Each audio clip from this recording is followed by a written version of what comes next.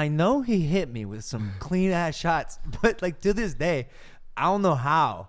I don't remember them coming. I don't even remember seeing them. All I remember is like a force like took my face. And by the way, made shapes of my face that I didn't know were possible.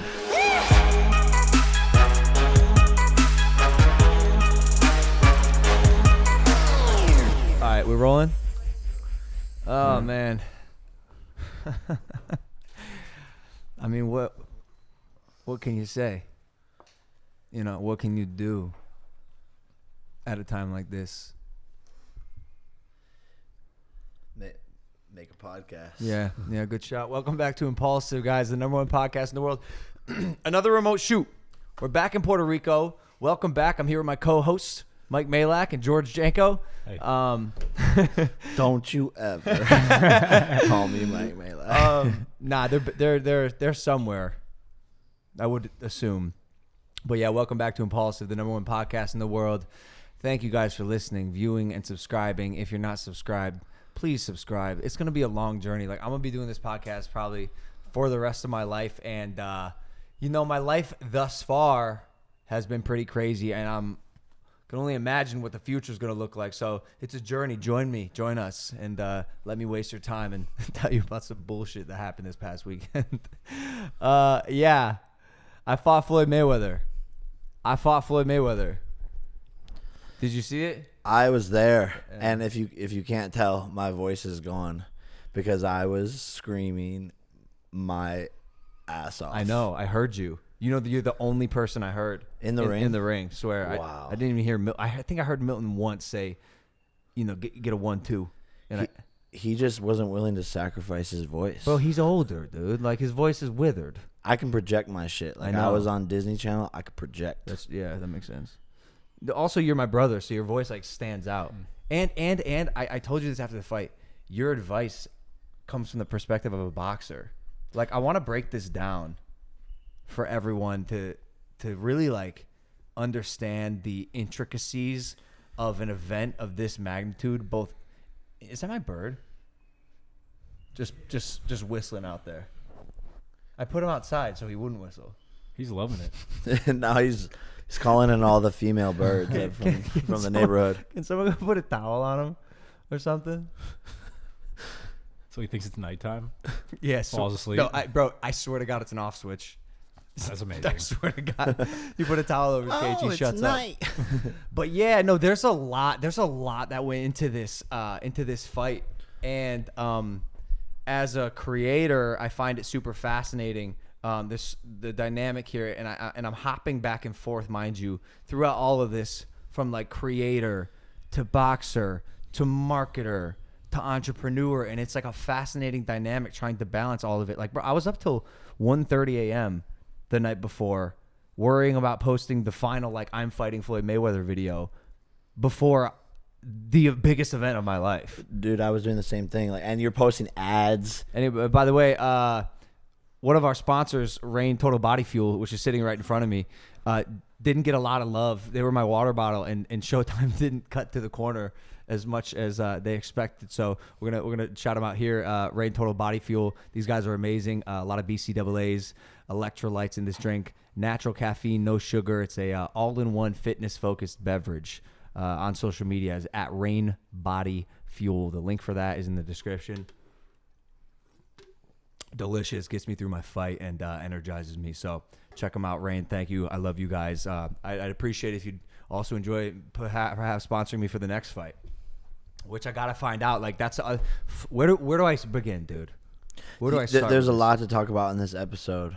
I think people should just make sure they listen to the whole episode. No, nice. But who is next, man? Who's next? Who? I mean, we were kind of talking about this off podcast, off camera. I mean, bro, to be honest, like, the world is your oyster, and you hung in there with Floyd Mayweather. You know, wobbled Floyd Mayweather, landed the bigger punches on Floyd Mayweather, and went all 8 rounds in your second pro fight. Yeah, which is crazy. It's crazy when you say it like that, bro. You understand? I'm standing across from this guy, like fighting this guy, and I'm like, yo, like, that's Floyd. I couldn't believe I was the one. My brain was the one in my body Does that make sense? I know exactly what Were you you mean. having an out of body experience? Yeah. which happened to me in my first pro fight. And I actually, and it kind of fucked with me a little bit because I didn't feel in control. So out of the many things I learned from that fight, I told myself I was going to have to ground myself the best way possible. And my way of doing that as an athlete, and it's been like this since high school, is fucking around and having fun. Dude, I don't know if you saw, but this whole fight, I'm smiling. He fucking hits me. I go, dude, bitch, is that all you got? Like, bro, he hit me with body shot after body shot. You were eating those. Bro, we'd be in the clinch. I go, bitch, I do sit-ups. I go, bitch, I do sit-ups. I'm talking shit. It grounds me. Bro, he like shoved his elbow up your fucking neck, and you go, ah. I'm like, You bro, stuck your I'm like, tongue this out. guy's a sicko, bro. I'm watching this, I'm like, God damn it, that's my brother. Because when I fight, I'm like so intense, but you're just like, you don't give a fuck. And I wanted to talk about it too because we have two different very fighting styles. And we had a pretty candid, real conversation 2.5 weeks before the fight. I got a call, and you know I'm preparing for like kind of like an old man. Yeah. Like I didn't know what to expect. Like he's 44. I understand he's like a superhuman and defies all athletic odds ever. But like, at what point does age actually affect how good you are as an athlete? And I was expecting him to like kind of be, you know, slow and not so strong and not have a six pack, which somehow he did still. And then I get a call from this guy Solomon. He's the CEO of Famio, who sponsored put on the fight. Yeah. Created the fight. And Solomon was like, "Hey man, I saw Floyd spar today." This was 2.5 weeks before the fight. I saw Floyd spar today. I was like, okay, like, great. You know, this guy's gonna have some insider information for me. I go, Solomon, what'd you see? He goes, I've never seen anything like it. Bro. I go, what do you mean, bro? He goes, Floyd went 13 hard rounds with 3 different guys, and he made all of them bleed significantly. He goes, Logan, I'm telling you, he's just so fast. And I'm on the phone like this. Right. Yeah. Like, what else? Any like advice though? he's like, well, just punch. Just punch. Do your best. He goes, he talks a lot of shit, so you gotta like talk your shit. And I'm like, okay, I could do that, but like, bro, I hung up that phone call, and like, I'm not gonna lie, I had like a fuck moment, like, cause the old man who I thought I was fighting apparently was non-existent. And so I'm sitting in my chair, my office chair over there. It's like midnight. I'm like, yo, Jake, can I talk to you for a second? I was like, yeah, what's up? Like, I'm like, bro, I'm just going to be real with you. Like, you know, I heard Floyd's like looking sharp, right? And Dan Bilzerian told me the same thing. He was probably at the same sparring session. He's like, yeah, he's looking sharp. And I was like, if you were fighting Floyd Mayweather, like, what would you do? Because I was at that point. I was like, you know, mentally and physically prepared, or like on my way, but hearing how good your legendary opponent is still looking, I'm a tough guy. It's fucking horrifying, dude. It sucks.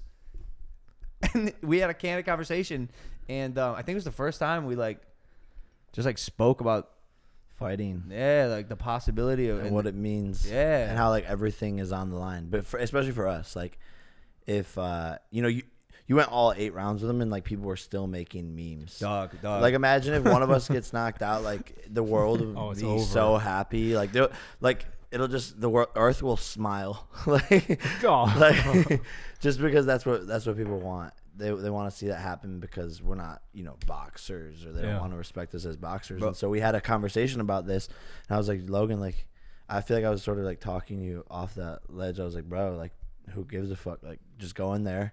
Be a robot, perform like you do in sparring. It's just another sparring session. Yeah, but it's much harder because I'm also super visual. Like I visualize everything. I manifest everything. And unlike the KSI fight, I also visualized losing. I also visualized like the worst possible outcome as well as the best one. And that fear of not wanting that to happen, being fully aware that it could, like acknowledging it, going, I see how that could happen, helps me. And I think that's where we differed a little bit, right? Because you talked about only seeing the victory, only tasting that win. And I was just really honest with myself throughout this whole process. And it worked for me as an athlete. Yeah, I'm just more like I can only think about the knockout. I think I do, though, have like one moment where I acknowledge that everything is going to happen. I think that's in the beginning of camp, and I think it motivates me. But then I just like leave that thought there, and then from there on, visualize the win through and through. Yeah, mine was like it was a really powerful like ultimate surrender to like what is, and non-attachment to outcome. I was disconnected while also being so invested at the same time, and it put me in a really powerful space because while I didn't give a fuck, I cared so much. And it was strong, and I went in the fight like having fun. Like you saw us in the locker room beforehand, bro. I'm like doing Tai Chi, like we got like we're Chinese flus playing, making TikToks. Making TikToks. Like, bro, we're like fucking around, about to fight like one of the goats. Yeah, I think that was so different about the last fight, the KSI fight. Too serious. Because first of all, you did not envision the loss. Yeah, you did not allow yourself to play out a potential reality that is the fight game that you could lose. Yep. And then the locker room was pretty serious. Everything about it was. It was just intense, and you're gritting your teeth, and you're geared up for, whatever. But it was fake. It was fake because I was told to be that warrior instead of being that warrior. And you know where I found the intensity? I'm sure you saw it switch in the locker room because we were having fun. We were having a good time. We went to do our breathing exercises, and Jake prepared like a speech for me, dude. And we're doing our breathing exercises, and our eyes are closed, and I open my eyes, and I'm fucking bawling by the time Jake is done with his speech. Like I'm crying, bro. I felt like God like fucking tickled me. and I was just like, what the I woke up, I opened my eyes and I'm crying. And I got in this just like kill mentality in like a healthy, natural, organic way to me. And I started pounding my chest and was like excited to go to war. Excited, like die with honor, bro, type shit. Like I watched so many war movies, gladiator movies before this fight. Because, bro, these dudes die by sword. Yeah. Die by sword. Yeah. What are we doing? I'm just going into a boxing match. These dudes are getting fucking like stabbed. Gladiators in the Coliseum are fighting like lions and tigers to the death while, tens of thousands of people watch and cheer them on, hoping one of them dies. And I'm like, wow, we are pussies. Like, yeah, our generation's I need a channel like this energy. And it sounds insane, but as a fighter, you got to understand, you're going in there like literally putting your life on the line. 100%. It's the only sport where you can like legally die or kill someone and get away with it.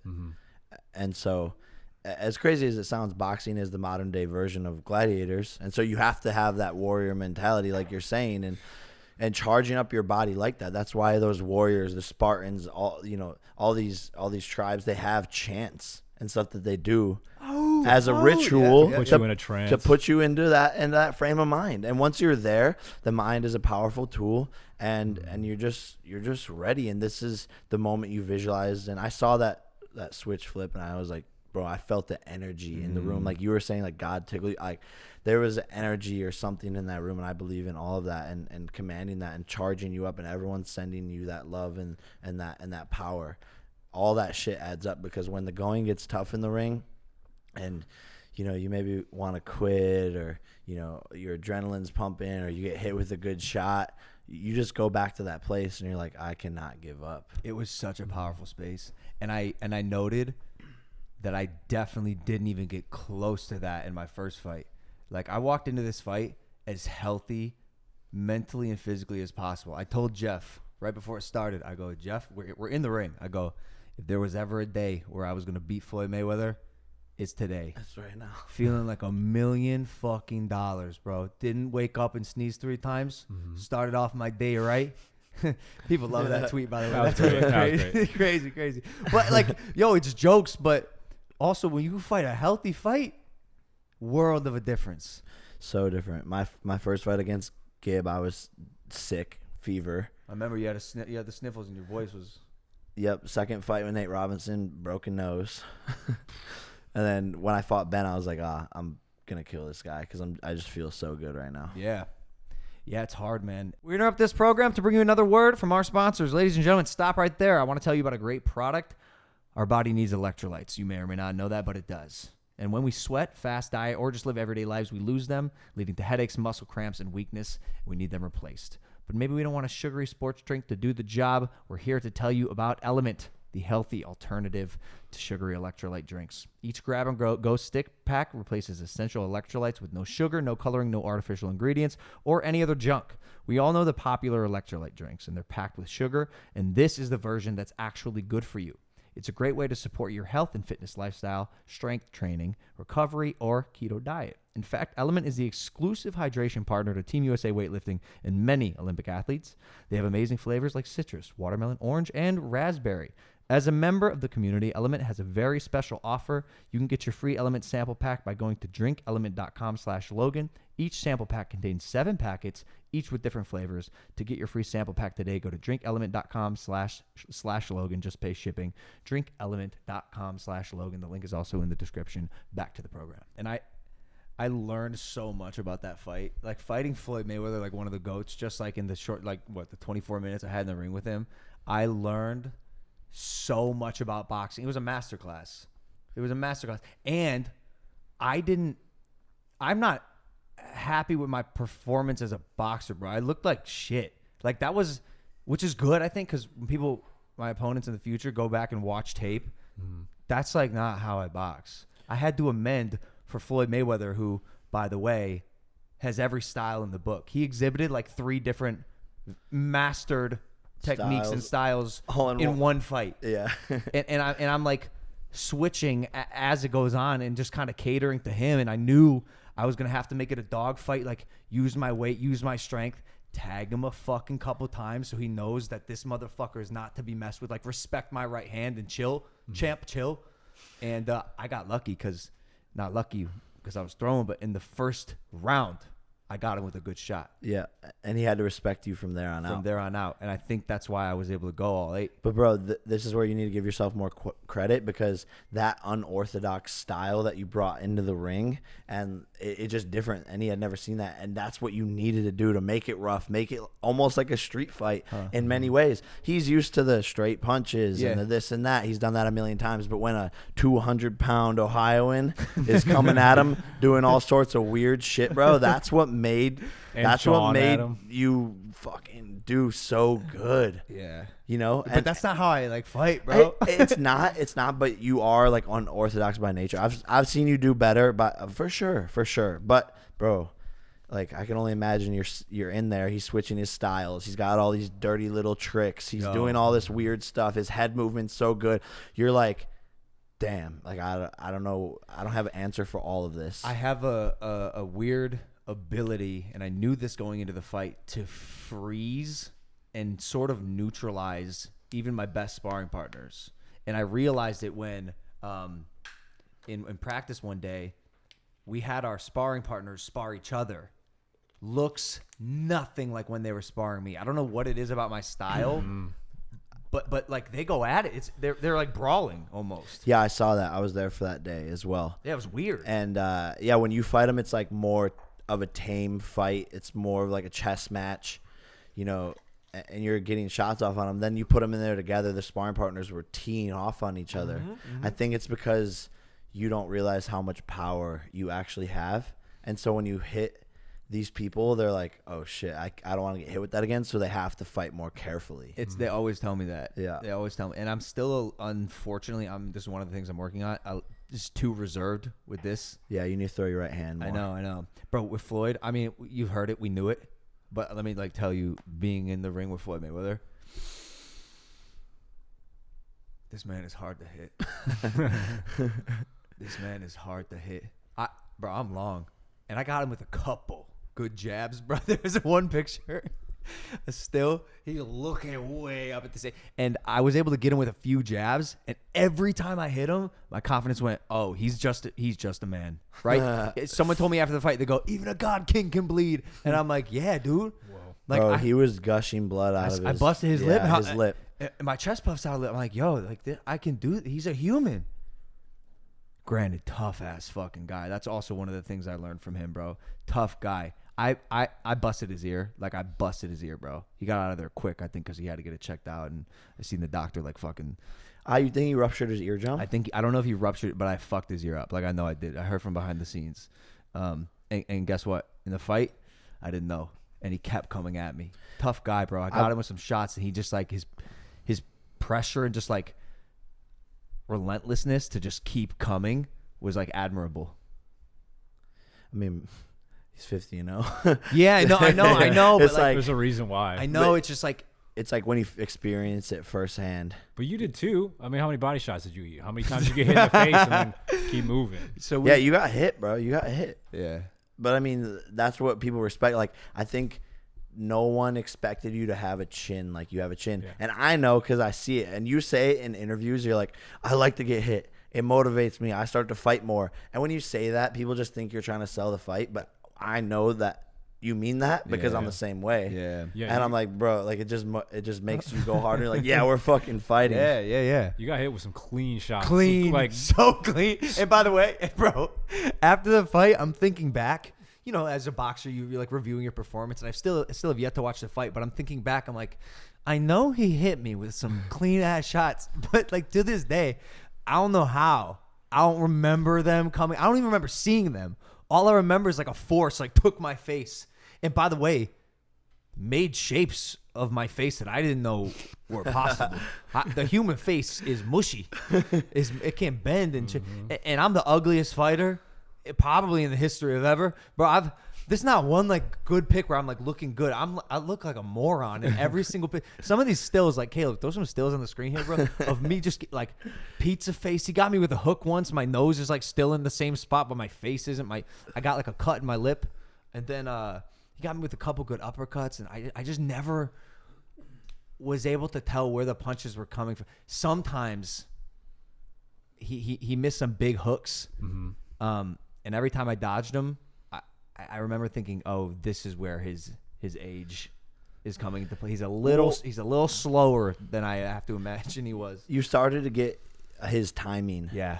In about round 5 and 6. Yeah. And then he stopped really hitting you. He really was only hitting you round 3, 4, and then like halfway through 5, and then you really kind of figured out his game. Because he's a counter puncher, and I started to throw those like wild kind of just like, you know, cross my fingers type punches, and I'd pay for it.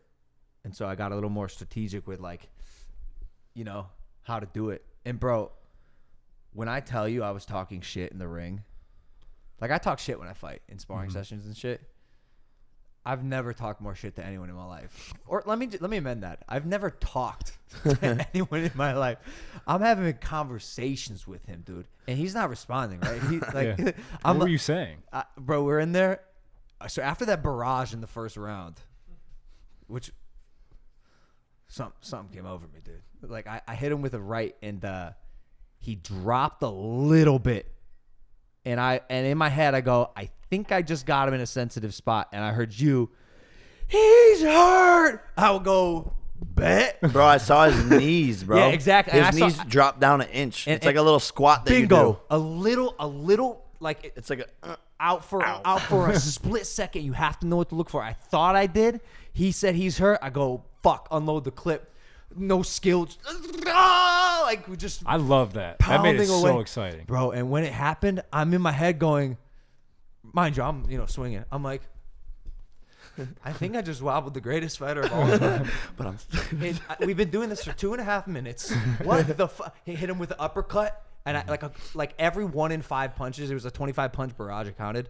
Every 1 in 5 would get in, or hit him in the back of the head. Like, and the sorry to interrupt. But this is what I hate. Is I saw people on Twitter afterwards, like, tweeting that clip and being like, what the fuck is this? Like, I paid $50 for this. I'm like, bro, you guys know nothing about boxing. And I was talking about how everyone on Twitter is a boxing critic, and they think they know, but they've never stepped foot in a boxing gym. And a lot of those punches were hitting them like in the side of the head, in weird spots. You throw 5 to land 1 because his defense is so good. And so that was like super, super effective. And again, it's just boxing critics that are tweeting out their mom's Wi-Fi that have never boxed and sitting on a couch like eating Cheetos. Like It's so funny to me how many people are experts at boxing. Even just like side note, the amount of texts I got beforehand, mind you, we've done an 8-month camp. We know exactly what we're gonna do in this fight. Yeah. Keep your defense tight, champ. Make sure he comes on the inside and then block and then tire him out. And I'm like, bro, what the? You don't know? You don't box. yeah, like You don't- shut the fuck up. Like I appreciate you, but like, what the fuck are you saying? You don't think I have this shit like locked at this point? They just want to send a good message, man. They just want you to know they care. I know. It's just like how is everyone a boxing expert? Because you saw Rocky once. Yeah. Where else are you gonna learn how to box?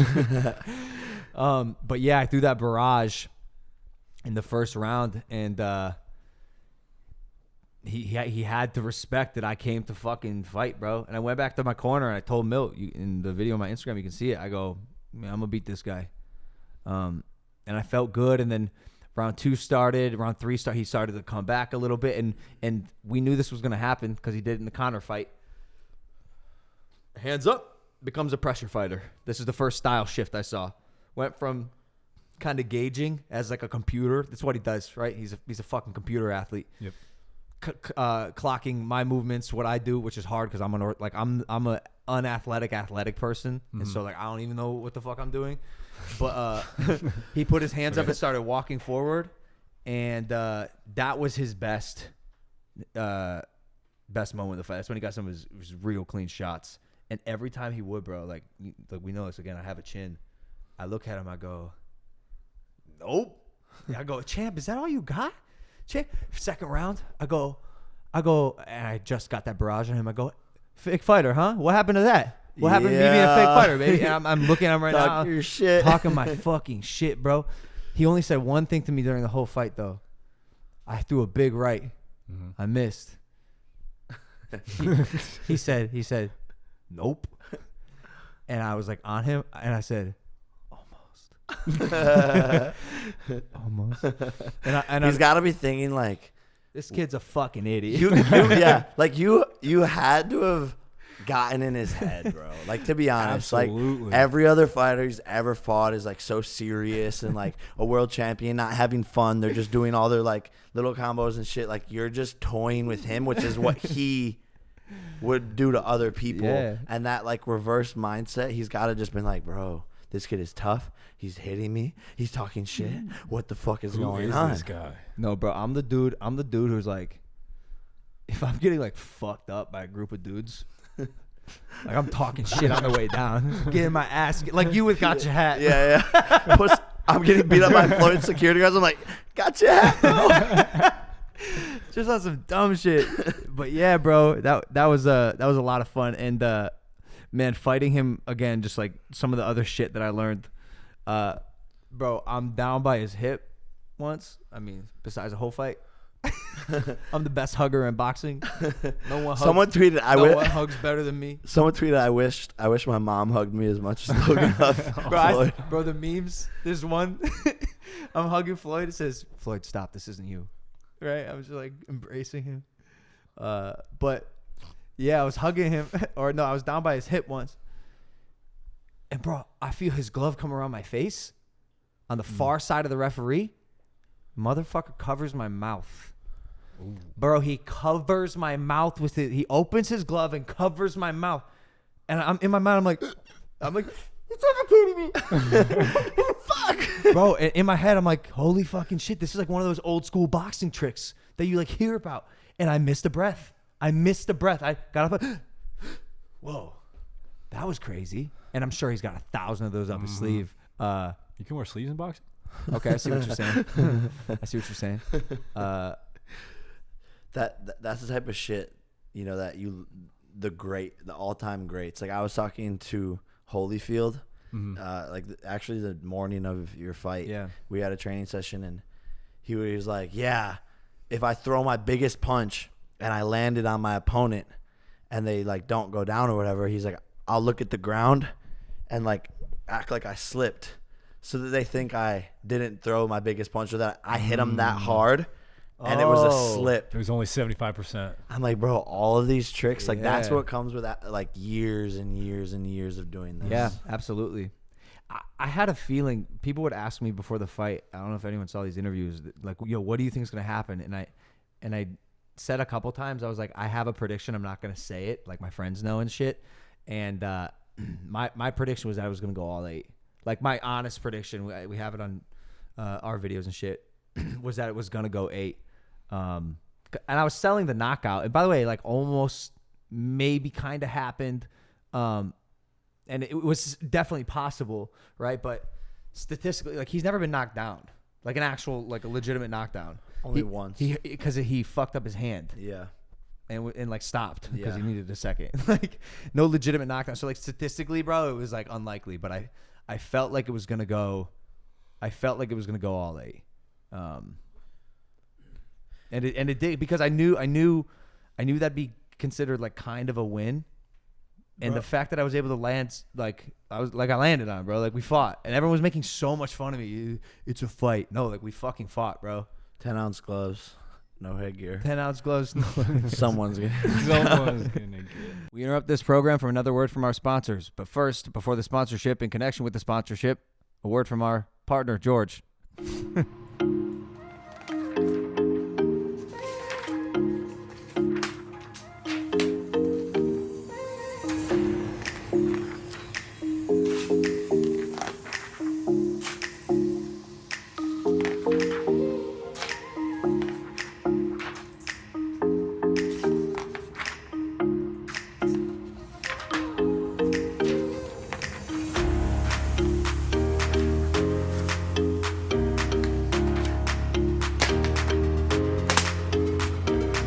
Thank you, George. I have seen that in people's bios. Like a one-stop shop for all your links, content, and more. Guys, this episode is brought to you by Hoobie. And luckily, they hooked us up with an Impaulsive waitlist. Click the link that's in the description or type in Hoobie/waitlist/Impaulsive. They're checking the list, and for the next few hours, anyone who signs up with our link gets priority review over the main waitlist, and they're choosing 10 random people who sign up to win a free merch box like this one sitting in front of me. Merch. Impaulsive t-shirt, Hoobie. Do yourself a favor and jump on the list before Hoobie takes off. This is your chance to use the same platform as your favorite creators, and the only other way is to find an invite from an existing user. So be sure to keep up with everything Hoobie's doing by following them on Instagram at who.bhoo.be. Link in the description. Back to the program. What's that like, bro? Like, cause I lost my voice screaming. Like I almost passed out. I think I told you that. Like one time I screamed, and I like fell forward because I was screaming so much the whole fight. I was just so happy as your brother, like cheering from the sidelines, like going ham. But for you, like, Bro, what is that? What is that like? I still can't put it into words. This whole thing has been one of the hardest things to digest, because of how grand of an event it is, especially considering like where I'm at in my life and my career path. Like, let me rewind for a second. 3.5, 4 years ago, when I was the most hated person on the planet, undoubtedly, the internet's biggest prick, like literally the whole world wanted to see me fucking lose, and I get it. That was the worst part. I got it. I was like, fuck, I need to like make a change right now because this is not me. It's just not. And you don't know what that change is going to be or what you're going to do to amend it and get people to believe in the version of you that you know exists somewhere. You just have to find him and craft him. And, you know, went on this journey, picked up boxing. And, you know, my second opponent is Floyd fucking Mayweather, one of the greatest opponents of all time. And am very happy with the performance I put on in the show. And so you're only as, what do they say? You're only as good as the last great thing you did. And was able to continue on this like redemption arc, if you want to call it that, or just like incredible meteoric career growth path that I think is unable to be duplicated ever. Well, couldn't possibly be. Ever. I mean, you got hit hard 3 years ago, 4 years ago. And then to stand up and keep moving forward when everyone else would have quit. Bro, someone told me this. There's many like powerful little like things that I took with me into this fight, but someone texted me and they're like, dude, like you had the whole world against you at one point. Mm-hmm. Tomorrow night, you're fighting one guy. But I think that's the beauty of it, is that boxing gave both you and I like a alternative route to follow down versus like creating these videos every single day and go back to our roots. And it literally gave us something to fight for. It's crazy. And to fight against all of that hate and pressure.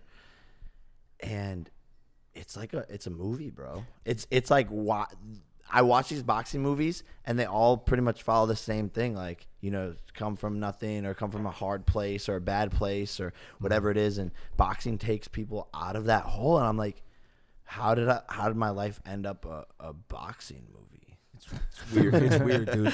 And yo, you talk about impact, right? As a content creator, anyone who makes content or does anything influential online, making an impact, a positive impact, is the most powerful thing you can do in your life, in your legacy, with your work. And as a content creator making, you know, funny little videos, I love entertaining people. I love making them smile. But rarely do I get or feel like I get a moment where I can truly leave an impact. Yeah. Truly inspire. Like, I'm sure I want to be a YouTuber. I want to be like Logan or Jake or, you know, any one of their favorite YouTubers. But with boxing and this career path that we switched to, I feel like truly broke the limit on what is possible. And showed it firsthand. I said it in my post-fight speech. I don't want to hear anyone tell me anything's impossible. The amount of people I had publicly, by the way, like world-renowned guys, Mike Tyson even, on my own podcast, you don't stand a chance. Floyd's going to dictate this fight, how it's going to go to the T. You're going to get fucked. Who else? Roy Jones Jr. said it. Everyone said it. Portnoy said I wouldn't land a punch. I love you, Portnoy, but he said he wouldn't land a punch. And I'm sitting here like, almost for a second, doubting myself. Am I fucking crazy? The answer is yeah. And I got the job done, dude, because of my delusional optimism. And I believed in myself that much. I was able to do the thing that none of you thought was possible. Because guess what? I'm not fucking you, dude, for a reason. Like, I don't believe what you believe, and that's why I'm me. If I let statistics rule the decisions I made in my life, I'd be nowhere. Facts. Mm-hmm. And people are so they're so hard to comprehend. But now, yo, even just my next fight, walking into the ring, carrying that energy, like I went 8 good rounds with the GOAT. I will not be beat.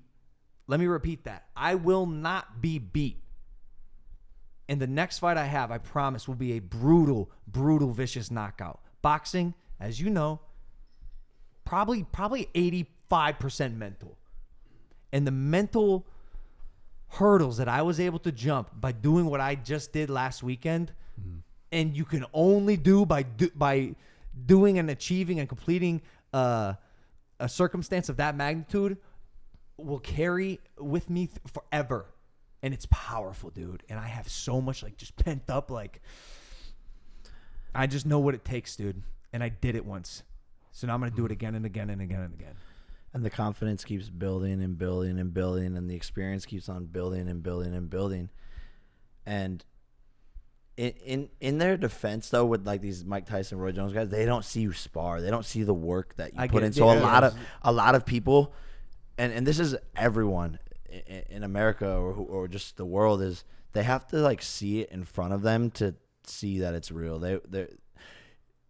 They're painting the picture. We're painting the picture for them. They're not going to like believe or see the picture before we paint it for them. And now that picture is being painted, and we've been trying to tell people like we're real fighters. We can knock people out. We're this, we're that. That's true. We were talking about this last night, Jake. No one sees the 2-3 month training camp. I mean, you had an 8-month training camp. And no one can see behind those walls except the people that are close to you and in the camp. So for everyone else, it's just one fight night, and they can only project their limitations or their ideas onto what they think is going to happen on that one night. Yeah. But you have how many days of, wake up, eat perfect, train perfect, do everything you possibly can. above and beyond what everyone else is doing in their normal lives in order to put on one show and fight one guy and raise the bar for your own ability to go in that ring again. Yeah, I also think there's a little bit of like an asterisk as well, because even if you do put in the work, you go hard. It's boxing. It's a refined skill. It takes time. We saw it with Chad Johnson. Yeah. Man comes out as ripped, in shape, super athlete. Super athlete. Right? Boom.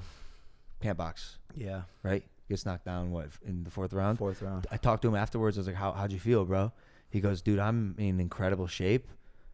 Third round, my gas tank was empty. Something about the sport of boxing is like a it factor that, like, I don't know why we have it. Maybe because we are, like, kind of bred to be warriors our whole life. But the athleticism doesn't always translate. Like, I also know boxers who are shit athletes. Yeah. Right? Like, amazing. Go tell them to catch a football. They look like a donut, dude. They look like a donut. They look like a donut catching a football. Yeah. I might do pretty good. But it is a refined skill, like you said, and you have to be willing to get hit in the face. I know a lot of tough guys who can't take punches to the body, to the head, and that one-on-one combative sport is a skill that has to be sharpened.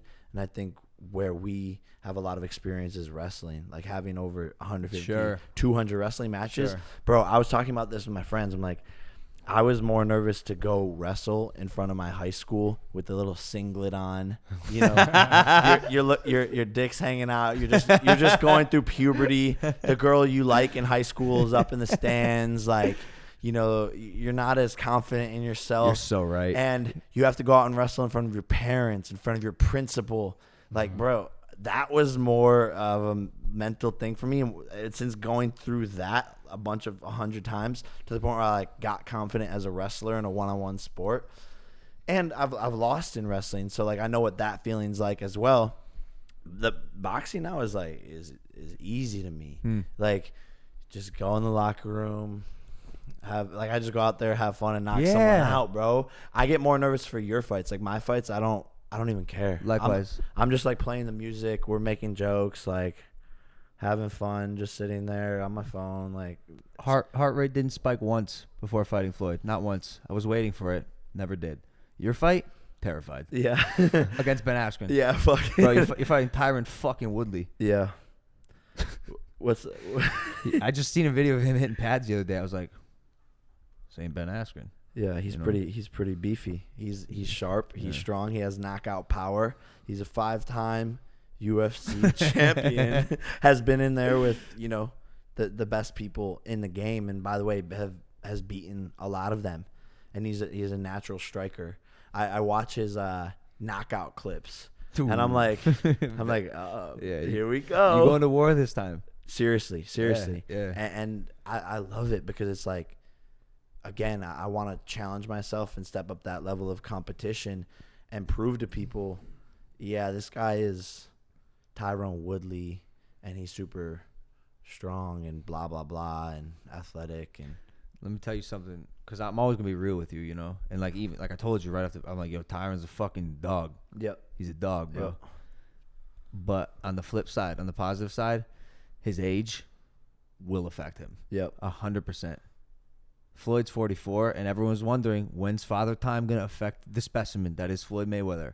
They saw it this fight. He looked like a 44-year-old fighter. A great one, but like you could see it, you could feel it. I felt it with the speed and the power. I was like, he ain't the fighter he used to be. I remember thinking during the fight, I was like, fighting this guy 20 years ago would be a fucking nightmare, especially if I was his weight. If I go, no, count me out. So, yeah, I respect the Tyron for getting in there, and respect to you for taking on a behemoth like him. August 28th. Are you entering camp? Are you in? Yeah, we're in camp now, as of like 2 days ago, and it feels good. It feels good to be back. It's the like best. Watching you in camp, I'm like, the best. Damn, I just want to be back in camp again because you're so healthy. Your mindset, you have a goal, a purpose, and your whole team is there, and it's like you're just driven and motivated, and everything has so much meaning. You know, you're not just in the gym anymore. just to be in the gym. You're like, I have a real opponent. We're structuring game plans. Yep. And by the way, this guy wants to take my head off for the world. Like, I saw a tweet. He's like, guys, MMA community or a boxing community, I'm going to end Jake Paul and knock him out so we don't have to see any more of this clown anymore. And I'm like, bet. We will see who works harder, Tyron. We will see who's faster, stronger. And look, I bet him. I challenged him to a bet, and he didn't want to take the bet. So it kind of shows his confidence. And we did a little face-off while we were doing a photo shoot for like the assets for the posters. And no one was there besides our teams. There was no media, and it wasn't for the public to see. And I saw a different Tyron than I saw in the public face-off. I saw a Tyron who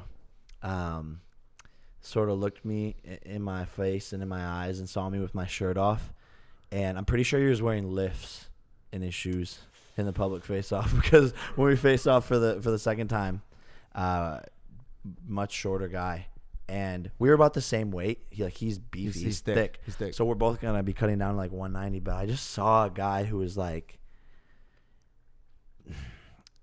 I think he just looked at me and just like knew. Bro, he just knew his destiny. He experienced reality. He knew the big right hand is gonna come crack him in the skull and knock him out. I saw it in his eyes, man.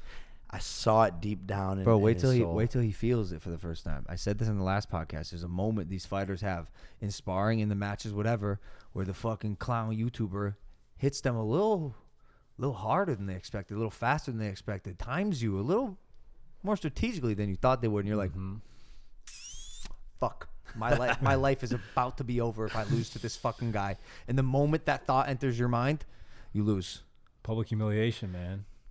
Against him, bro, and that's why you've done an incredible job at rallying entire communities around you to want to see you lose. Yeah. Yeah. The MMA community, bro, is like, which sucks because like I love MMA. Like I'm still team Dana White, bro. Like I'll say it. Like I love Dana White. I love the UFC. You know, like I'm team Jake.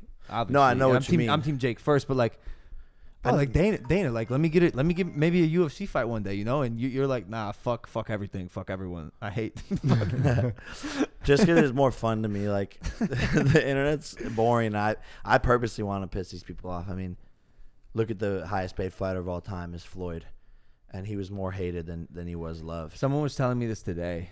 They're like, yo, I want you to be the hero in your next fight, but just so you know, villains get paid more. And I'm like, I got a brother to do that for me. I'll be the villain. You could be the hero. It'll be fucking great.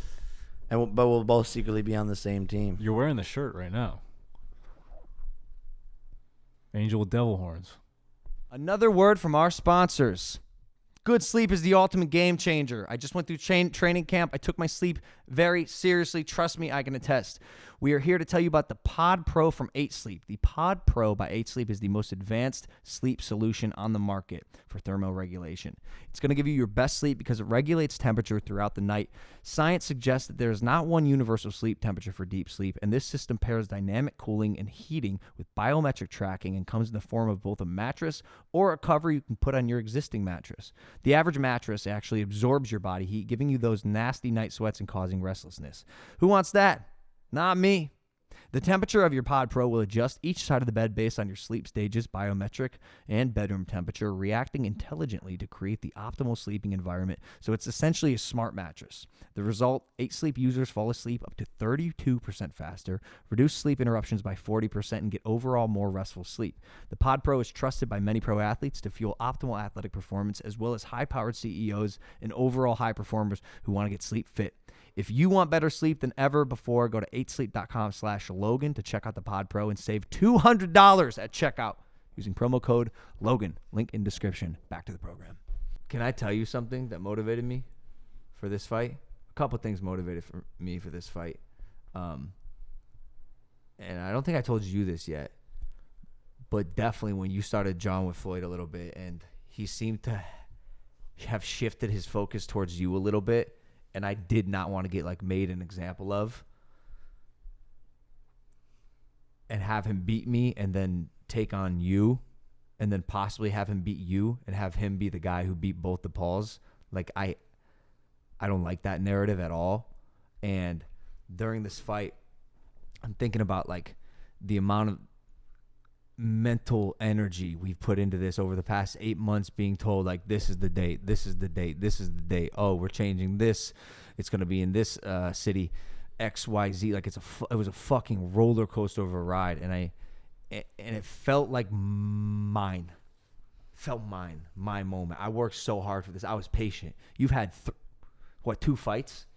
3 in this time period. And ever since then this got, put on the table for me. I kind of just crossed my fingers and like hoped it would happen. And I was like, damn, if Floyd beats my ass, and you knew this too, he's gonna call out Jake. He's gonna fight Jake. And like, he could beat Jake, he might not beat Jake, but regardless, he got to fight with Jake in an event where I feel like I put everything. I put my life on hold, hoping it would happen. Thank God it did. Like, I put all my eggs in one basket. Mm-hmm. I had other fights on the table, multi-million-dollar offers to fight another big name, 2, and we postponed them, hoping the Floyd fight would happen again. Thank God it did. So I was so invested in this moment, and I knew that if I let this slip and take a fight with you, and you'd probably even get a better deal than I did, that like ate me alive. I was like, dude, I love you, but like I can't. This is mine. This is one thing where like I need to step up to the fucking plate like you have in all your fights. Like you stepped up to the plate, bro, in all your fights. And in this one, I knew I had to answer that call to the best of my ability, and like it was my time to shine. I'm afraid of my potential. There's a quote. Our biggest fear is not that we are inadequate. It's that we're like powerful beyond all measure or something like that. And like that is my like, I'm still hesitant and have not yet truly stepped into how fucking beastly and powerful I can be in this fucking sport. Yeah, well, first of all, I respect that, bro. And whatever you need to do to motivate yourself, like that's fucking dope. And by the way, that's what the beautiful thing is about you and I is there's really no one else that I'm competing with. I'm competing with you, but at the same time, we're on the same team and vice versa. So we can use each other to grind more, work harder. I see you in camp training for Floyd. I'm like, all right, I'm just going to jump into this camp early and finish Logan's camp off with him because I see this. He's motivating me right now, and I know I'm going to have a fight, so I'm jumping into this camp early so someone can catch the hands even earlier in my fight. And I think we just build off of each other, and together we are quite literally an unstoppable team. And I've had this, thought and looked myself in the mirror. I'm like, bro, at this young of an age, with how hard we work, the things we've been through, the experiences we had, the teams we have around us, and the knowledge we have, quite literally, there is no limit to what we can do or what we can accomplish. It's seriously unlimited. Bro, we just have to keep our head down and stay focused. Bro, you're telling me that now? I said something about my next fight, and I had a close friend DM me. They're like, bro, your next fight could be like Elon Musk or some shit, and I believe it. What is not possible now? Yeah. Nothing. Bro, do you know the day of the fight, I went to go like 40 minutes in Miami to sit in the hyperbaric chamber and kick the cryo chamber as well. And on the way back, it took a little longer than we thought. The driver was like, yo, like I got somewhere else to be. I'm like, yo, I'm sorry, what are we talking about? We're like 30 minutes away from our destination. It's 5 p.m. I'm fighting Floyd Mayweather in like 4 hours. He goes, I'm sorry, Russian guy. I don't know if this is a Russian accent. I'm sorry, I have a client. I go, bro, I'm not getting out of your car. Like, you're going to have to like drive me to the hotel now, right? I'm in fucking fight mode, bro. I'm listening to my music in my headphones. Bro, he pulls over on the side of the road. Is like, I have to. She is a client of mine, personal client. Like, he got double booked, right? It's not his fault. She pays $60,000 a year. I'm like, fuck, this is this dude's livelihood. I'm like, fuck me, bro. I'm like, I look outside, bro. We're sitting outside of Mojo's Donuts, a public parking lot, busy intersection, 5 p.m. I'm like, no fucking way this is like this would happen. Like, obviously, like, why didn't I just see this? Get out of the car, bro. I'm standing outside of Mojo's Donuts. Me and Milton. No security. No security. Me and my head coach standing outside of Mojo's Donuts on a busy intersection, waiting for an Uber to come pick me up to go back to the hotel to fight Floyd fucking Mayweather. And I'm like sometimes, bro, I'll point up the sky. Like I see God fucking with me a little bit. Like, you ain't gonna give me this time, but I see what you're doing here. It was a test. Just a little bit of humor, It right? was a test. I was pissed. I was pissed. The world wants to derail you, but you just have to stay focused. That's on the life, goal. baby. That's life. And you have to use it as motivation. When this fight first got announced, I didn't know if I could do it.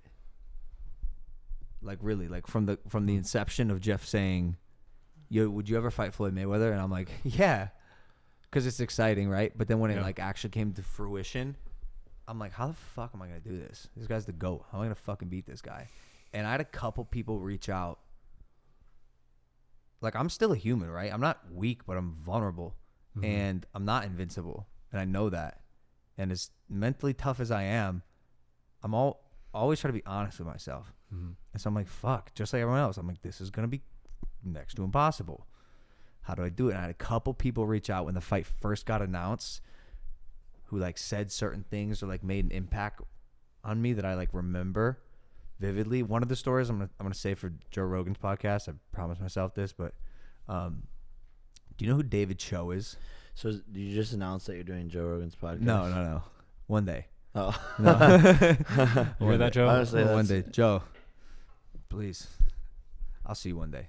But David Cho, who I actually found out about and watched and discovered from Joe Rogan's podcast. David Cho, an artist. Yep. You know who he is. Yep.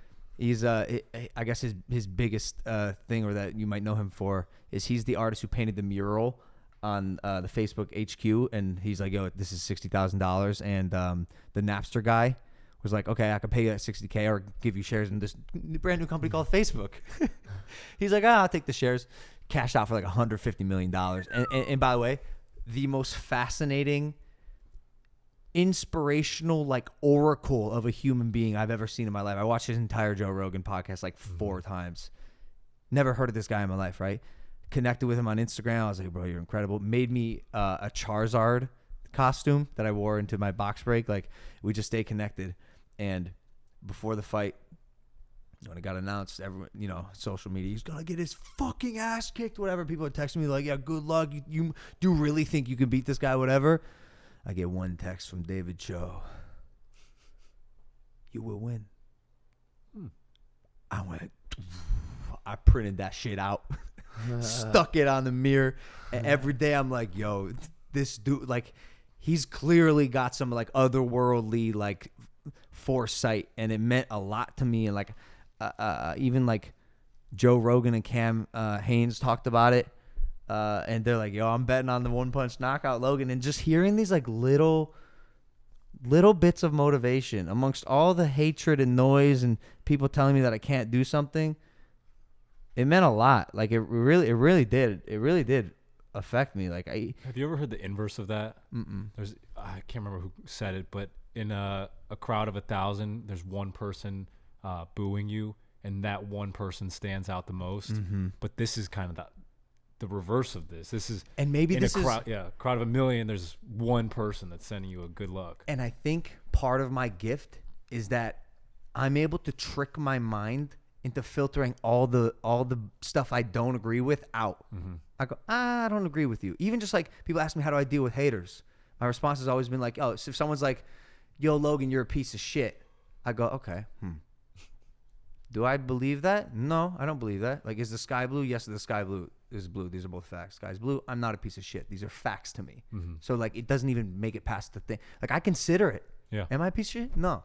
So, like, when everyone's, like, saying all these things, I'm like, I don't agree with that. I do agree with me wanting to win. And so I'm very good at, like, hand selecting exactly what I want to hear and using it to my advantage. It's a skill. I think it's called right hearing. Hearing things that are deeply true within yourself. You can cut out everything else that's not. That is a skill, though. You got to build that. You got to be willing to put the walls up on your mind and not let anything get in that's gonna tear you down. Bro, they're still chirping. There's, like, I see people still just like their narrative has shifted. It went from you don't stand a chance, right? You're gonna get your ass kicked. You're gonna get knocked out. Even Floyd in the first press conference, quote unquote, I guarantee he'll get knocked out June 6th. Oh, guarantee? Do you know what that means? Because it didn't happen, not even close. And still online. He probably doesn't know what that means. He's not good at vocabulary. You're still talking shit. Come on, chill. Bro, no, stop. No. Let me stop you, bro. Wait, let me finish this. Please. No, please, bro. Please, listen. I saw this clip. Jake wants a fight. I saw this clip on Instagram, bro. Floyd gets me with a hook. And I fell onto him, like I kind of did the whole fight, and in wrestling it's called a whizzer, and you kind of just get like an underhook and like sit here, and my body's like kind of limp. I'm just letting him carry me. Like that's the strategy. Champ, good luck. Here's my dead weight, right? And I saw this clip, and they're like, Floyd knocked out Logan, then caught him and held him up to let it go 8 rounds. And I know like viral moments. I know what the internet wants to hear and feast on and share. And as soon as I saw it, I was like, motherfucker, I know this is going to take off. I know people are going to just eat this narrative up that he knocked me out and caught me and held me up to let it go 8 rounds. And I'm like, sure enough, it did. Caught some legs. And I'm here like, yo, you fucking morons. Like, bro, stop trying to do everything you can to discredit what happened. Like, how did you go from, yo, he's going to fucking kill you, beat your ass, you're going to get embarrassed and you never stand a chance, to like, well, like, you were hugging him the whole time. That's what you do when you're fighting a guy 40 pounds heavier who's the greatest fighter, or lighter, who's the greatest fighter of all time. Like, you use your weight to your advantage.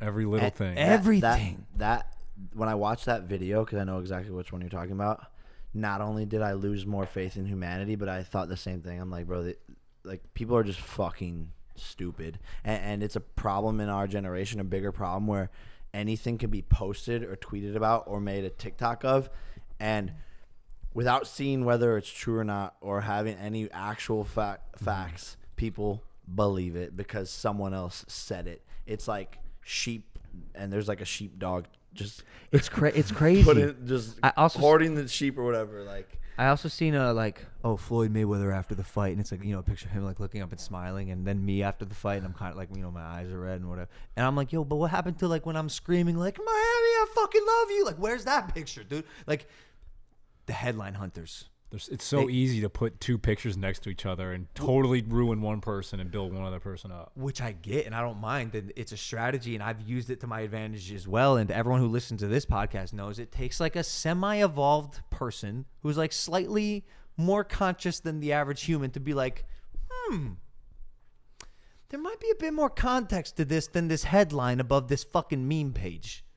Slightly evolved, like 90% of the time, like the context is missing and the narrative is formed based on what you see. And it's tweeted from an account that's like buttered noodles news 69 mom. I love them. I love these accounts, bro. I got featured on some of my favorite meme pages, bro. Trash Can Paul, the best page on Instagram. Trash Can Paul. My favorite. I got featured on Shithead Steve. Beeple got you on. Beeple, bro, we love Beeple. Got me kissing Floyd before I even kissed him in the ring. Yeah.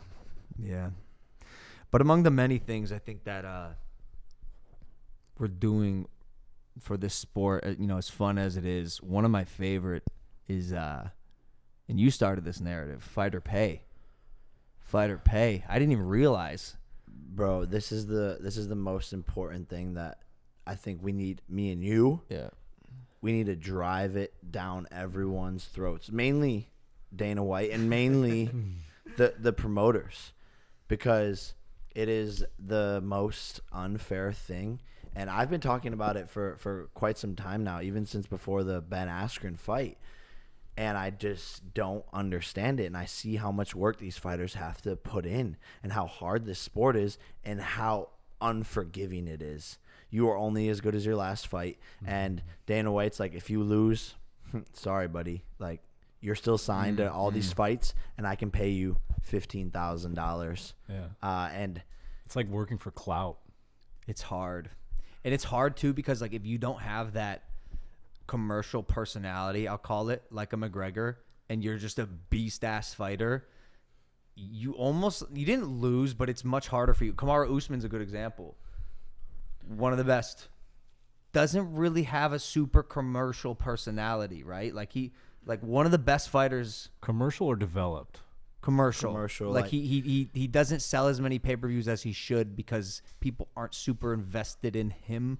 And it's no fault of his. It's just not who he is. He's a killer. He's a fucking killer, bro. Not like a Disney star. Like we were trained for the other shit first. That's what I was gonna say. You have media presence. You know how to sit and talk to a camera, and look at this camera. Tell the story to this person with this inflection in order to sell the fight. It's cheating. It's our gift, right? Yeah. But and my one rebuttal, because I agree, the fighters are the talent. The fighters bring the audience. The power's with the fighter. And some are catching risking their lives. 100%. 100%. Some are catching on. My one rebuttal would be this, and this is me playing devil's avocados. Selling pay-per-views is hard, bro. And I bet most fighters think they're much more valuable than they actually are. When it comes to actually driving pay-per-view sales, a lot of them probably aren't where they think they really are. 100%, and I see that all the time. I mean, we know it firsthand. People think they can go into the ring. These TikTokers and stuff think they're going into the ring this coming weekend or whatever, and they think they're gonna sell X amount of pay-per-views. No. You're not gonna do that. And I think a lot of fighters do overprice themselves. I just think there are certain ones who can sell the pay-per-views 1000%. that aren't getting the pay-per-view cut and the numbers that they deserve. Like, how are me and you sitting here? I'm 3 pro fights in. You're 2 pro fights in. How do you and I make more than every single fighter in the UFC? I think Francis Ngannou tweeted this, right? Or someone did. It might have been him. It's fucking stupid, dude. It's fucking dumb. But the answer is because people are invested. Whether they like it or not, they want to see me try to do the impossible, right, or come close or whatever the fuck. They want to see you get your ass kicked. Whatever it is, they're invested. They care emotionally, positive or negative. But also because we are at the table during the business meetings. True. Dana White doesn't have his fighters at the table. He's like, here's how much you're getting. Take it or leave it, because he has that power. He's got them signed to that contract. Well, that's his savvy. That's the magic of the Dana White. But here's the thing, and this is where it needs to even out, because it just needs to be more fair. But out of all the sports, UFC fighters compared to how much the owners of the league get paid is the lowest. Wow. By I think it's around 20% is how much the fighters get. Whereas in other sports, it's like 45%. Wow. So the NBA players are making 45% of what the total organization makes. So that means that increase the pot, even a bit, yeah, even a bit, and give the ones who are selling the pay-per-views, reward them, stack them up, reward them, and let them live a good life and retire. Because John Jones. Francis, is one of the most exciting heavyweight fighters now. Like, bro, people are going to fucking watch that guy. Like, he needs to be a multi tens of millionaire. Yeah. And the guys who are running the organization, like the Usmans now, like the John Joneses, give these guys what they deserve. Yeah, pay them. And it'll trickle down from there. The more the UFC grows, the more the fighters grow.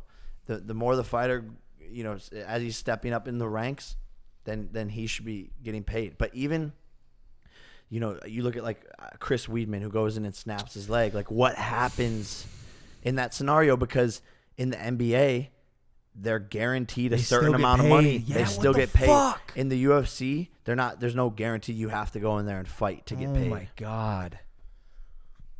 And you take all the risk. It's ruthless, dude. It's ruthless. And by the way, bro, we're the only ones, honestly, that can really talk about this, because the they're UFC locked fighters, up. they're locked up, bro. Oh, they can't even imagine a UFC fighter coming out really in clipping this podcast, like being like, yeah. You're Dana fired. White's gonna be like, "Fuck you, you're Did you fired." see Tony Ferguson before his last fight saying they should increase the knockout bonus?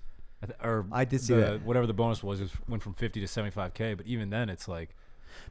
But those are all the little things that need to be changed and pushed forward. Maybe it's not the salary. Maybe if you have a good performance, if you increase it, reward these guys for doing good. And on another note, like, going into the boxing lane, it's like same thing with these promoters. Like, what does a promoter do nowadays? Like fighters, yeah, they put on the event, they have the license, you know, and there's promoters like Eddie Hearn who do a good job of selling the fight and has his own platform. Yeah. But what other promoters like can an average person name? Like, Mom, name another promoter besides Eddie Hearn.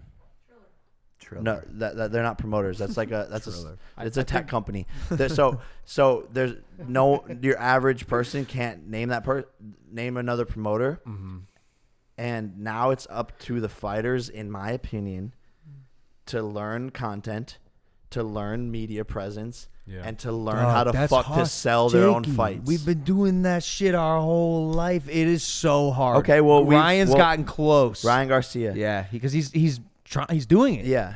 And he's young and he's savvy. Yeah. And he grew up in the social media era. But, bro, if we took 4 or 5 years to learn how to box, these fighters That's true. That's totally take true. 4 or 5 years to develop a social media team. Hire a videographer. Yo, ironically, hire an editor. Ironically, Ben Askren did a good job of this in your fight with him. He did great. He like made that Rocky video, hundreds of thousands of favorites. We said it. We're like, bro, this dude's like, he's milking this shit. I think the difference is you guys have your built-in media empires already. But Ben didn't, is what I'm saying, and it's possible. And he stepped up to the plate, and it's possible, and at least try. I saw given the I saw opportunity the Charlo, of a big fight. I saw Jamal Charlo created a YouTube channel and is like posting vlogs on there. I'm like, bro, this is sick, because I liked him as a fighter, but I never got to see his personality. So I watch his videos. I'm like, oh, this guy is even cooler than I thought he was. Now I care even more about his fights. And so it's like, just do a little bit more. I think it's the fighter's job to sell these fights now. And I think there just needs to be more conversation about promoters on the boxing side and Dana White on the MMA side signing these fighters to longer term contracts and screwing them over. Bellator fighters make more than UFC fighters. You're joking. Swear to God. It's a fact. Oh my God. It's a fact, which just shows that Dana White is just a greedy little elf. Do you think you could do so the same way Logan got a Floyd masterclass? Do you think you guys could, help people understand what a camera is or how to hire someone or bring in a whole media team for fight camps for these different. What you're describing is like us becoming consultants. No, not. I think the proper way to do it would be like, we're the promoters. Like, we now represent you. Like even like, yo, come to Puerto Rico and train with us type shit. Like that's probably the big business mogul move that we'll end up doing eventually, and maybe even like massive conversation. Start our own league where we because bro, we don't need money. We have money. We want legacy. I mean, money's dope as fuck, but like legacy's cool, and to start like a organization where me and you should be the Dana Whites in the face-offs. Can you imagine? I wanted to do like, imagine if you had a team of fighters and I had a team of fighters, and I went and trained my team and you went and trained your team, and then we had them go against each other. That's cool. I'm a shitty coach. The worst. No patience. Absolutely well, no you can patience. still be around. I cannot teach. We wouldn't be the coaches. We would just Team Jake, Team Logan. We would hire coaches to get in the trenches. Right. But like, that'd be the most interesting boxing event of all time. If you picked 5 fighters and you picked 5 fighters and just said, let's run it. Like Ultimate Fighter. Yeah, Team Logan versus Team Jake. Except we're actually going to pay the fighters what they deserve. I got my guys. They were my security for the fight. The Ghost Shed, baby. Ghost Shed, y'all. I want y'all. I'm going to be honest, bro. when I saw them, I was like, okay, I know these guys are badasses. Yeah. But not a single one of them was over 5'11". I know. That was the point. That was the point. Oh, okay. But I didn't know that they were security at first, because they were that was also the point. Assassins will break your fucking every bone in your body. But here's the thing. Are you going to go and fuck with someone if you know they have security and they're big and like looking at you? I hear what you're saying. Or are you going to go and find out that they have security? One of those is much worse. Yeah. You know what I'm saying? Yeah, but it's like perceived. It's like perceived. I hear perceived, threat. Yeah. Yeah, I hear you. Brendan Schaub pointed this out. He's like, "Yo, Logan security versus Floyd security. Like, we want to see that card. Like, bro, because his are huge, but mine are killers, train killers. Fuck up Floyd security, but they just look like I was literally sitting there. I was like, but you, bro. Oh, you guys are here for security. No, but if you know, bro, you'd scan the room and everyone's like doing their thing, and then there'd be a couple guys you're like, yo, those guys look a bit more menacing than the rest of the group. Like, yeah, he's not huge, right? But like, what's something? They would put I don't want to fuck with that guy, right? They would start doing flying arm bars and shit. Yeah, I will say they did a good job of security, but you could tell that they weren't like a refined security team. Even awesome, like the head guy was like, "Bro, we're not security, we're MMA fighters." It takes a lot, bro. Like there's a lot of instances with a security guard that they have to be trained like years and years, and especially years. if you have to act as a unit, which is hard if you've never done it before. How are you gonna do it? Like that's hard, bro. I honestly, like, you've been on this wave for a while now. I'm not going anywhere without security. After this fight, I already noticed that the not to sound like pompous, but like my name did reach a new level. I've been trying to tell you this. That's why I walk around feel with it security. now. I feel it now. But I can't go like not one person. It doesn't give me like that fucking double look, and I'm like, ugh, like I'm not can't be as low key as I used to be able to. You can't go anywhere, bro. My demographic is like the craziest thing in the world. It's like the 4-year-old who is watching Disney reruns that still is like, that's Dirk. and then I have like the 90-year-old Mike Tyson fan who's like, you did so good, you knocked the fuck out of me, bro. It's coming up to me. It's like the craziest demographic that I've seen. All right, well, that's wide. Is there anything else? How you feeling? That's a great question. I don't know. Let's go body first. How's your body feel? Great, a little sore. You can tell I got a little tagged in the eyes. He made my nose bleed once, and I wiped my nose. I go, you got me, but I made his lip bleed. That was, which is good. My body feels good. Healthy and like enjoying myself. Celebrating a little bit. A tiny bit. I don't really have a desire to like drink or get fucked up, bro. Being in Puerto Rico changed my priorities. It's weird. Absolutely, it's weird. Well, you got your family down here. That's exciting. Yeah. My mom and my dad are right over there, which is awesome. And you're here, which is fucking awesome. Jake's here. Like we got the sound guy over there. He's new, but it's been calm. It's not.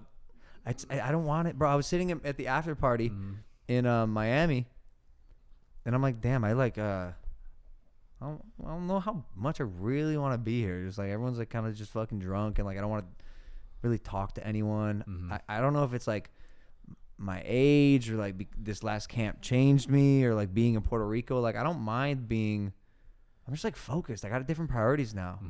I know the feeling of like what you're going through. How? You're younger than me. Like did it happen to you, or It happened to me, bro. Because I'm like, damn.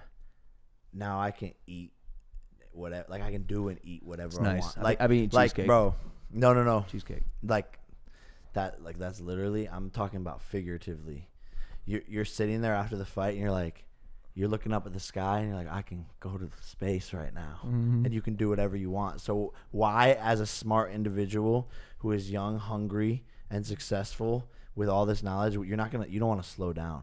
You're like, what's next?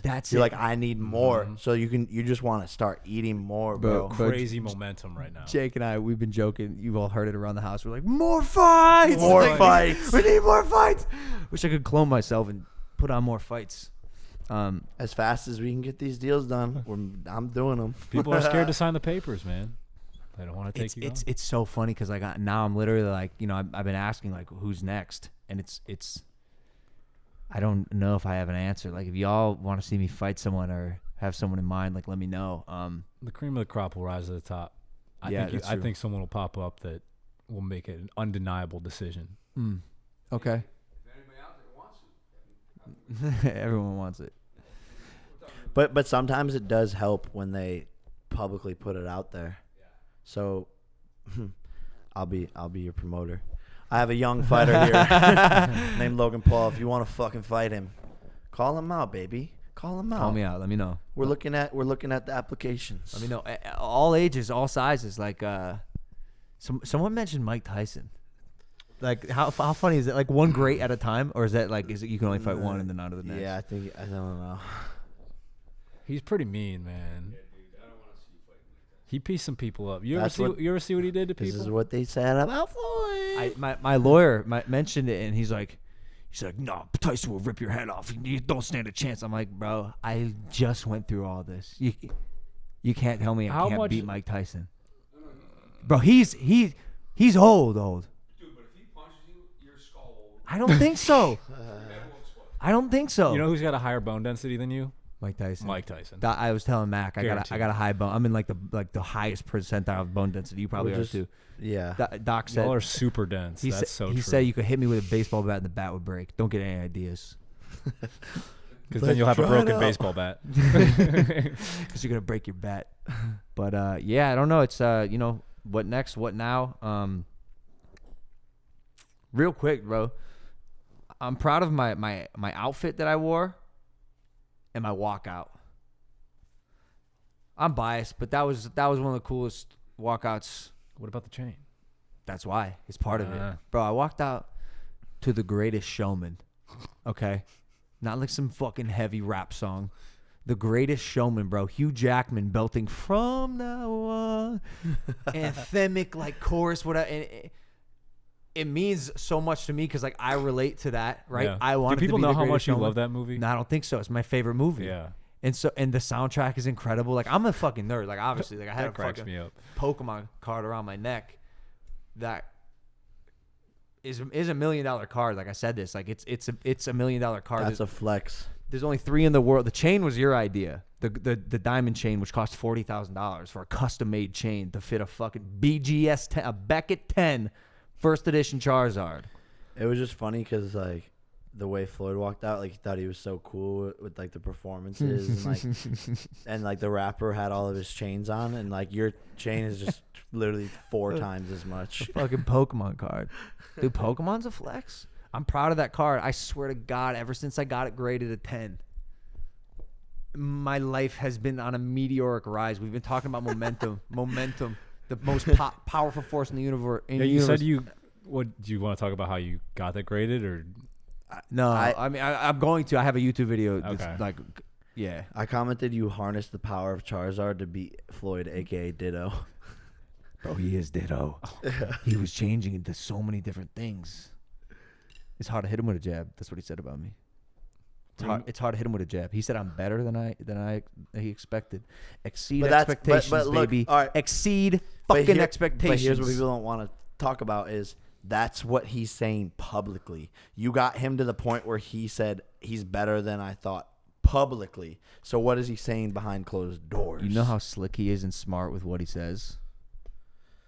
He'll downplay the significance of everything, and it's like a weird flex. Like for the McGregor fight, he's like, "Yeah, I barely trained for it." You know, his boy said for this camp, he was training for like a world class fighter, like he was training for Canelo. I have the clip here.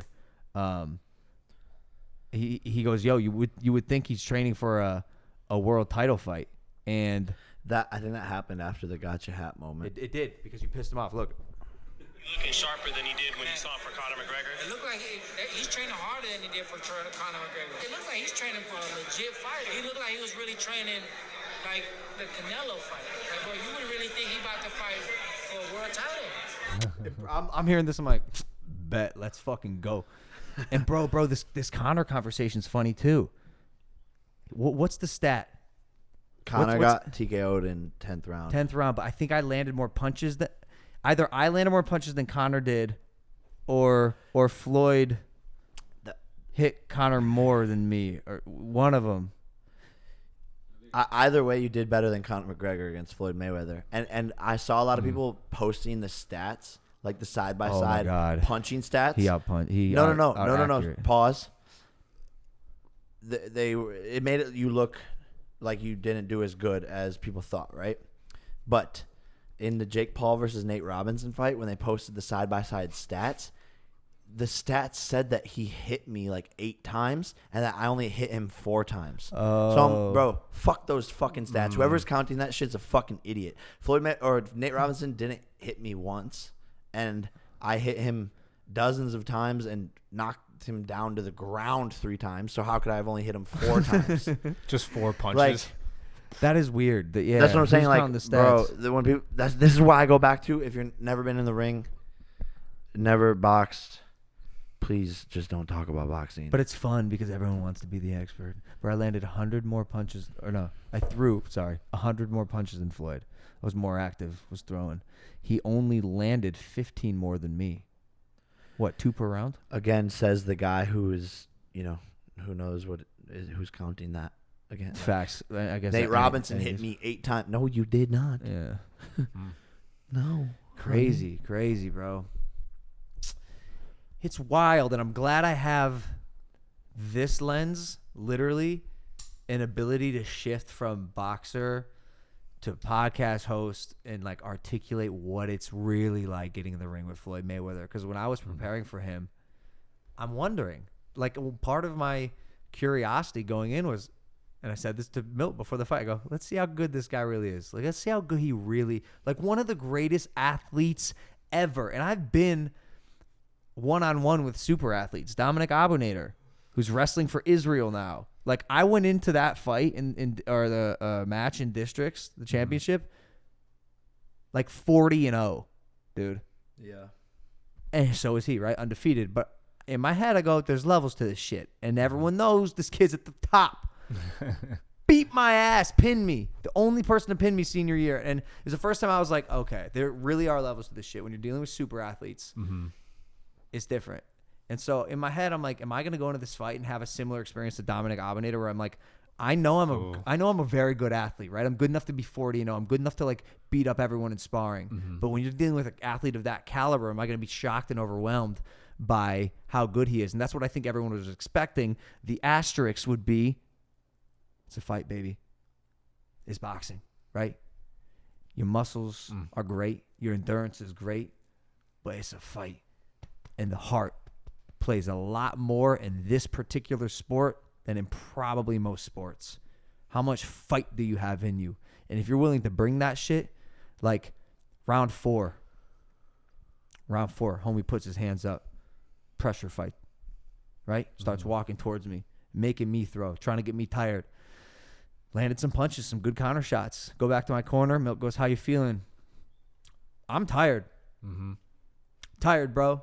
And guess what? My very first fight, got tired in round 4. And it was downhill from there. Could not get that second win. Did not come back.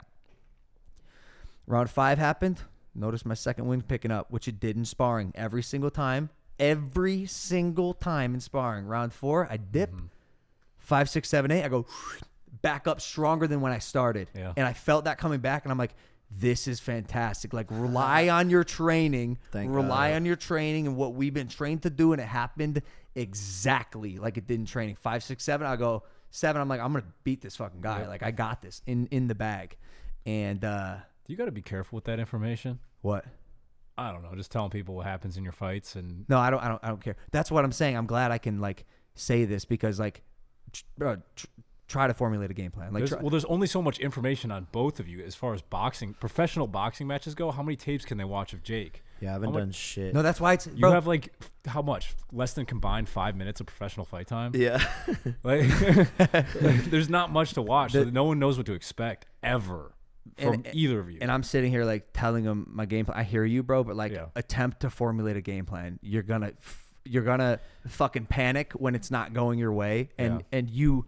If your strategy is you're relying on me to get tired in round 4, let's hope I don't get better at it. Yeah, like what? Like that's an easy fit. Like also, yeah, like what I was gonna say is in between each camp, I get exponentially better. Yeah. So it's like you're not even gonna be fighting the same fighter. Not even close. You didn't even see like who I was as a fighter. I was just like I walked in the locker room and I think my nonchalance about the whole thing was like because I was like, as a boxer, my performance was like. I adjusted to the fucking dude I was fighting who was like 5 different people in one match. And like just got it done. You know? So yeah, I mean I thought about it. I was like, how much do I want to say? Like it's gonna fuck with people when they're like, oh shit, like he didn't get tired. What do I do? Smoke bomb. Because bro, after that barrage in the first round, chilling, fine, whatever. Second round, fine. Third round, fine. Fourth round, I go, I'm a little tired. Milton goes, no, you're not. I'm like, oh yeah, no problem. Like, what is tired? It's chilling. Not even like a moment of hesitation or worriedness with the fight. Yeah. And it's funny. My dad and I were talking about this because I could have given more those last couple rounds. I really could have. It was round 8, and I had a lot of energy, just like in sparring. Bro, we'd be in round 12 in sparring, and I'd be bouncing off the walls. Like, if you notice, I didn't sit down in between the rounds. Yeah. It's not what we do. I also bend over because it opens up my lungs, just for everyone wondering. Like, it's not because I'm exhausted every round. I just deep breath, stand up, chill. But round 8, I had a lot of energy, and I noticed he was getting tired, which was unusual because I was told he wouldn't get tired, and he started breathing heavy, and I'm watching his body language, and it's shifting a little bit, and I'm like, okay, I could pounce on this guy. I could, and like try to fuck him up and take him out this 8th round. Or I could play it a little safe, make it out, and get what would be perceived as, I know, a win because I made it 8 rounds with the best fighter ever, and I did it the last 12 seconds. Rewatch the last like 12 seconds of the fight. Talking shit, having fun, throw a jab, he swings, dodge. I hit him with like I forget, like maybe a 1-2. But it was a moment where the last 30 seconds were there, and I'm like, I could go for it. I could try to knock out Floyd Mayweather in the last 30 seconds. Or I could ride it out and get, again, a W, right? Yeah. And I go, it is so fitting for me to have almost made it the full 8 rounds, go crazy swinging, and get knocked the fuck out with 15 seconds left. And for the rest of my life, people will go, he almost did that. He almost. I didn't want to be the almost guy. Almost only counts in hand grenades and horseshoes, bro. I didn't want to be the guy who almost made it. And so I was like, I made the smart decision there. Like, if it was a pro fight on record, for sure, like, I'm calculating all these things in my head. Right, and this was it. You go for that fucking. But I was weighing it, and I'm like, dude, it is so like how fitting, dude. How fitting of me. Like, almost just walk directly into a right hand, which I would have, bro, because I knew the more I swung, the more he hit me. That's what I did know. I didn't know where the punches were coming from, but I knew it would always happen when I missed. Missed, something hit me. I'm like, that's that speed. That's what I'm saying. You almost didn't get to your own fight. I almost didn't make it to the fight, bro. So I didn't want to be the guy who, for the rest of my life, you almost beat Floyd Mayweather. Kill me, dude. Not taking the risk. Hey, risk or reward, baby. I got one question. You just did something that a lot of people thought were impossible. You just did what a lot of people thought was impossible. Who is Logan Paul?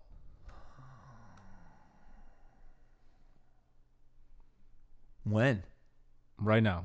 Who is Logan Paul? He's my brother. Jake's brother. Jake Paul's brother, baby. Ready? The answer is this. Yes. Baby, I'm the Maverick. I am the impossible. Mm-hmm. That's the answer. I am the impossible. Straight up. I love that. That's how I feel.